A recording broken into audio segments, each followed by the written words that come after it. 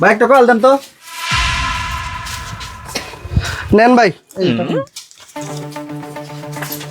ভাই আমি সেই তখন ধরে দেখতাছি আপনি এইখানে বসে আছেন, আপনি কি কোনো কিছু লাগবে? ভাই কিছু তো লাগবেই, কিন্তু আপনার যে পরিমাণ কাস্টমার দেখতেছি কিন্তু বলার তো সাহস পাইতাছি না। আচ্ছা বলেন, সমস্যা নাই। না ভাই, আসলে আমার কিছু সদাই লাগছিল কিন্তু টাকা নাই বাকিতে। ও ভাই, আসলে বাকি দেওয়া যাবে না, মহাজন বলে গেছে দোকানে বাকি দেওয়া যাবে না। এর জন্য ভাই বলতে চাই নাই যে জোয়ার ভাই কখন আসবো, একটু জোয়ার ভাই একটু কল দেন। আরে ভাই এখন ফোন দেওয়া যাবে না, সে বাড়িতে ঘুমাইতেছে, ফোন দিলে সে রাগ করবো। তাহলে ভাই আপনি আমাকে কিছু সদাই দেন, আর জোয়ার ভাই আসলে আপনি আমার নামটা বললেন। না ভাই, বাকিটা কি দেন যাবো না। আচ্ছা ঠিক আছে ভাই, সমস্যা নাই। তবে আপনি জোয়ার ভাই আসলে আমার নামটা বললেন যে হারাদন আসছিল। আপনি কোন কার প্রেসিডেন্ট আছেন, আপনার নাম বলতে হবে মহাজনকে, জানেন দিকা। কিরে সাদ্দাম, কিছু টাকা পয়সা নাই, বেচা বিক্রি নাই নাকি?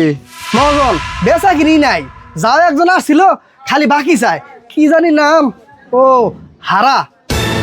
সর্বনাশ, হারা আসছিল, তুই হারার মাল দাস না, কি কইছো তারে? আরে খালি আপনার ফোন দিবেন নিয়ে গেলো, ফোন তো দেই নাই, তারা খেতাই দিছি। তুই জানোস হারা কেরা?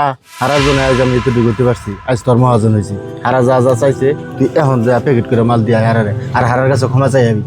আচ্ছা মহাজন আমি দিতেছি। এ দাদা, এ কারণ দাদা এই জানেন মাল, মহাজন সব মাল পাঠাই দিছে। আর আপনি যে মহাজনের এত কাছের মানুষ এটা আমি জানতাম না। আর মহাজন আমারে কইছে আজকে মহাজনের যা হয়েছে সব কিছু বলে আপনারই অবদান। এই যে আপনি মাল নিয়ে আমার একটু উদ্ধার করেন। আরে না, মাল লাগবো না, তুমি নিয়ে যাও। এই মাল যদি আপনি আজকে না নেন তাহলে আমার চাকরি থাকবো না। বিপদে ভালাইলা। আচ্ছা ঠিক আছে, দাও। আর আপনি আমার মাফ করে দিন। ঠিক আছে, দাও।